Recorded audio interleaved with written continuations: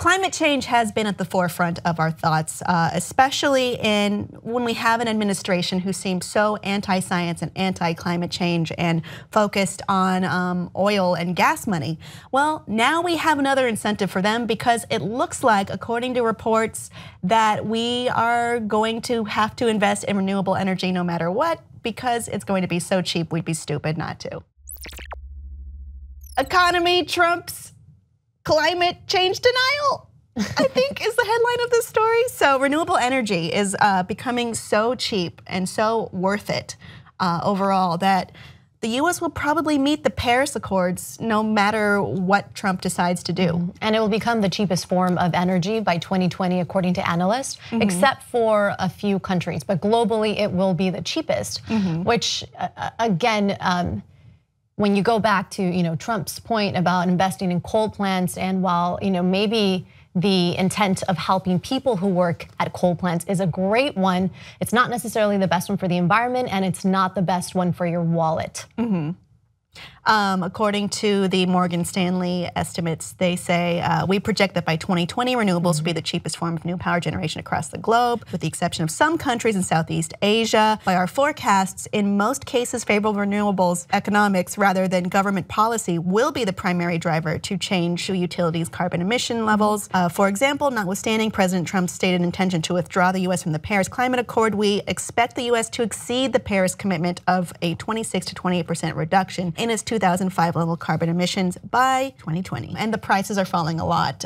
In many cases, in countries with the favorable conditions for wind, it would cost half to 1/3 as much as traditional maybe coal-powered or what different energy sources. And solar energy has dropped by about 50% in 2016, 2017. So it's a lot cheaper to install solar panels in your home. So I think this is a great example of the market driving consumer behavior. I think sometimes, I think it's great when we're very idealistic and we try to make choices that are environmentally inclined, that are good for our health, that make for good public policy. However, one of the best drivers for those policies and for markets still tends to be financial.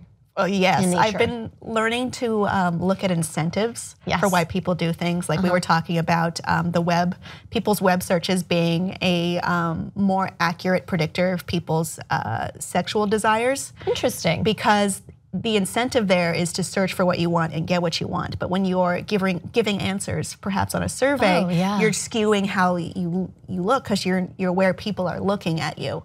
So the incentive here, while we may be, as much as we drive the point, I guess, or I do a lot, which is, we need to help protect the earth. We have to reduce carbon emissions. This is happening. Man-made climate change is happening. And those are very valid points. They are valid. Very good reasons to change But there's behavior. always going to be a group who does not care and is going to think about short-term interests. Or groups that can't afford it, unfortunately, for example, a lot of people would love to feed themselves and their families organic foods, but perhaps in their town, organic foods are a lot more expensive. So a lot of times, people want to do what they feel is best for them and for others, but they simply cannot afford it. So this gives you an option to at least do it in energy.